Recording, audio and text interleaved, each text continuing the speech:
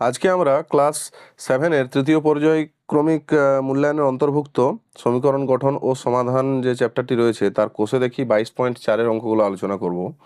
তো দেখো প্রথমের অঙ্কটা কি বলছে। বারুইপাড়ার শাকিল তার জমিকে সমান দুভাগে ভাগ করে কলা ও পান চাষ করে মোট 2830 টাকা আয় করেন।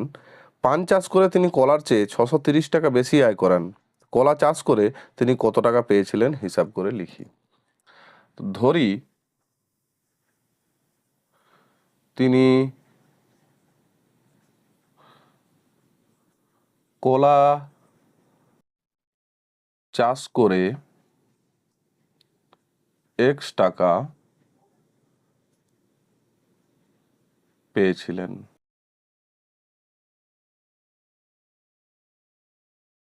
পান চাষ করে তার চেয়ে 630 টাকা বেশি আয় করেন। অতএব পান চাষে আয় সমান x প্লাস 630 টাকা। আর দুটোই মিলে আয় হয়েছে ওর 2830 টাকা। অতএব সমীকরণটা হচ্ছে শর্তানুসারে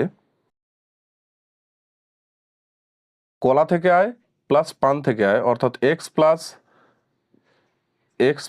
630 সমান 2830 বা x প্লাস ব্র্যাকেট খুলি x প্লাস 630 সমান 2830 বা 2x সমান 2830 মাইনাস 630 বা 2x সমান 2200 বা x সমান 2200 বাই 2 সমান 1100। অতএব দেখতে পাচ্ছি যে x এর মানটা 1100 আর আমরা x এর মানটাকে এক্সটাই কি ধরেছিলাম, কলা চাষ করে তিনি x টাকা আয় করেছিলেন। তো এবং উত্তর সেটাই চেয়েছে। তো অর্থাৎ এটাই হচ্ছে আমাদের উত্তর যে কলা চাষ করে সে 1100 টাকায় আয় করেছিল। এবার দেখো 2-এর দাগের অঙ্কটা। কুমারদের আয়তাকার জমির দৈর্ঘ্য প্রস্থের 1/1/2 গুণ। জমিটির পরিসীমা 400 মিটার। কুমারদের জমির দৈর্ঘ্য ও প্রস্থ হিসেব করি। তো দেখো বলেছে প্রস্থের 1/1/2 গুণ, তাহলে আমরা প্রস্থটাকে x ধরব। ধরি প্রস্থ সমান প্রস্থ সমান x মিটার। অতএব দৈর্ঘ্য কত হবে? দৈর্ঘ্য তার 1/1/2 গুণ অর্থাৎ x ইন্টু 1/1/2 সমান x ইন্টু পূর্ণটা ভেঙে নিলে 3/2 সমান 3x/2 মিটার। এবার দেখো আমরা জানি এখানে দেওয়া আছে পরিসীমা 400 মিটার, তাহলে আমরা পরিসীমাটা এটার থেকে বার করে নেব। পরিসীমা সমান 2 ইন্টু দৈর্ঘ্য প্লাস প্রস্থ অর্থাৎ 2 ইন্টু 3x/2 প্লাস প্রস্থ x সমান 2 ইন্টু ভেতরে যোগটা করি 3x প্লাস 2x সমান 2 ইন্টু 5x/2 2 কাটা গেল সমান 5x মিটার। এটা হচ্ছে পরিসীমা। আর দেখো বইয়ে বলা রয়েছে যে পরিসীমা 400, তাহলে শর্তানুসারে সমীকরণটা কি হচ্ছে 5x সমান 400 বা x সমান 400 বাই 5 সমান এটা কাটাকাটি করলে 80 পাওয়া যায় সমান 80। তো এক্সটা ধরেছিলাম আমরা কি প্রস্থ, অতএব প্রস্থটা হচ্ছে 80 মিটার। আমাদের কাছে দেখো উত্তর চেয়েছে কুমারদের জমির দৈর্ঘ্য প্রস্থ, তাহলে অতএব প্রস্থ হচ্ছে 80 মিটার আর দৈর্ঘ্য হবে, দেখো দৈর্ঘ্যটা কতবার করেছিলাম 3x/2, তো সেখানে আমরা x এর মানটা পুট করব। তাহলে 3 ইন্টু 80/2 সমান 2 40-এ 80 সমান 120 মিটার। এবার দেখো 3-এর দাগের অঙ্কটা। মঞ্জু, কোনা ও অমলের মধ্যে 170 টাকা এমন করে ভাগ করে দিই যাতে মঞ্জু যত টাকা পাবে কণা তার দ্বিগুণ অপেক্ষা 30 টাকা কম পাবে। অমল কণার অর্ধেক অপেক্ষা 15 টাকা বেশি পাবে। হিসাব করে দেখি কাকে কত টাকা দিলাম। এখানে সবার টাকাটা দেখো মঞ্জুর টাকার উপর নির্ভর করে আছে। তাহলে আমরা ধরে নেব যে ধরি মঞ্জু এক্স টাকা পাবে। ধরি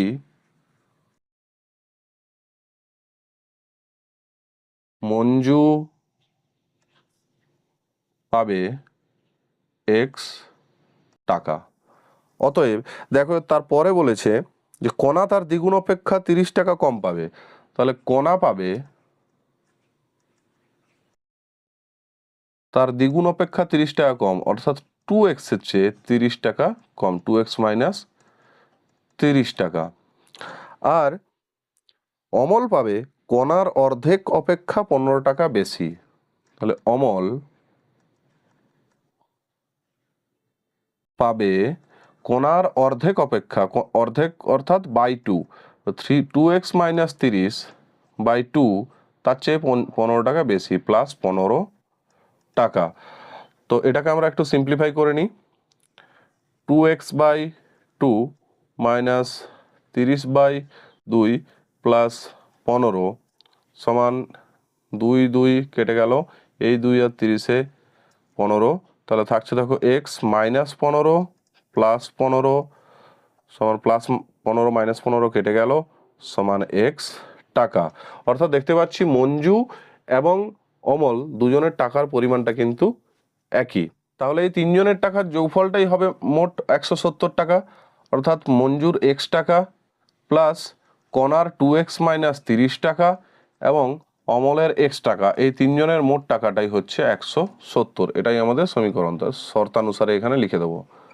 বা দেখো এক্স 2x আর এই এক্সে যোগ হয়ে হচ্ছে 4x, আর এই মাইনাস 30কে যদি ডান দিকে পাঠাই তাহলে হচ্ছে 170 প্লাস 30, বা 4x ইকুয়াল টু 200, বা x ইকুয়াল টু 200/4 সমান 50। তাহলে x এর মান পাওয়া গেল 50। এখানে উত্তর চেয়েছে, হিসেব করে দেখি কাকে কত টাকা দিলাম। তাহলে দেখো মঞ্জু পাবে, মঞ্জুর টাকা ছিল x, তাহলে x এর মান 50, তাহলে মঞ্জু পাচ্ছে 50 টাকা। কণা পাবে কত? কণার টাকা ছিল 2x মাইনাস 30, অর্থাৎ এখানে আমরা x এর মানটা পুট করব। তাহলে 2 ইন্টু 50 মাইনাস 30 সমান 100 মাইনাস 30 সমান 70 টাকা। এবং অমল পাবে, অমলের টাকার পরিমাণও কিন্তু ছিল মঞ্জুর সমান, তাহলে অমল এখানে পাবে 50 টাকা। এবার দেখো 4 দাগের অঙ্কটা। আমার কাছে কিছু আপেল আছে, আমি আমার আপেলের 2/3 অংশ ভাইকে দেব এবং ভাইকে দেওয়ার পরেও আমার কাছে 6টি আপেল পড়ে থাকবে। হিসেব করে দেখি ভাইকে কতগুলি আপেল দেব।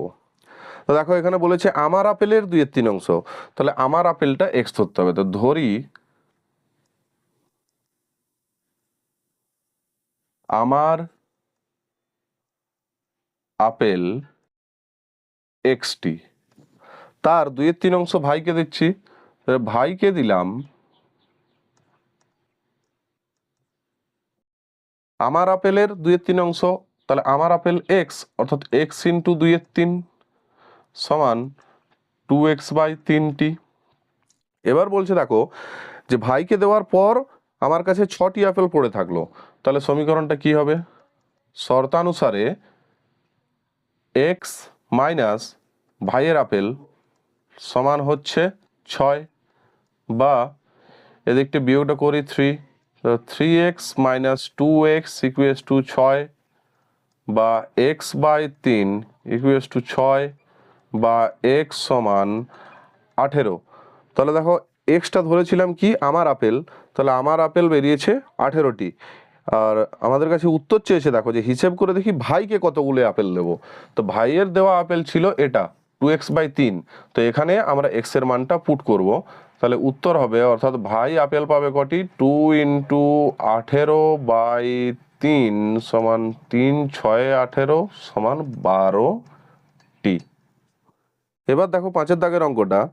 কোনো আয়তক্ষেত্রের দৈর্ঘ্য ও প্রস্থের অনুপাত 3:2 এবং পরিসীমা 160 মিটার, আয়তক্ষেত্রের ক্ষেত্রফল হিসেব করি। তো দেখো এখানে বলা রয়েছে দৈর্ঘ্য ও প্রস্থের অনুপাত 3:2। তো যেখানে অনুপাত দেওয়া থাকে সেখানে এক্স ধরার একটা বিশেষ কৌশল আছে। তো দেখো অনুপাতটা এখানে কি, দৈর্ঘ্য ও দৈর্ঘ্য ইস্টু প্রস্থ। তাহলে কিভাবে এক্স ধরছি এখানে দেখো, ধরি দৈর্ঘ্য 3x মিটার ও প্রস্থ 2x মিটার। অনুপাতের পদগুলোর সাথেই এক্স গুলো ধরতে হয়। এবার দেখো বলা আছে পরিসীমা কত, 160। তাহলে এই দৈর্ঘ্য প্রস্থর সাহায্যে আমরা পরিসীমাটাও বার করব। তার পরিসীমা কত হচ্ছে, পরিসীমা সমান 2 × 3x + 2x, দৈর্ঘ্য প্লাস প্রস্থ, 2 × দৈর্ঘ্য প্লাস প্রস্থ সমান 2 × 5x সমান 10x মিটার। এখানে বলা রয়েছে দেখো পরিসীমা 160। তাহলে শর্তানুসারে অনুপাত সমীকরণটা কি হবে তোমরা আশা করি বুঝতেই পারছো, যে 10x = 160 বা x = 160/10 সমান 16। অতএব x এর মান বেরোলো 16। আর দেখো উত্তর চেয়েছে আমাদের কাছে ক্ষেত্রফল।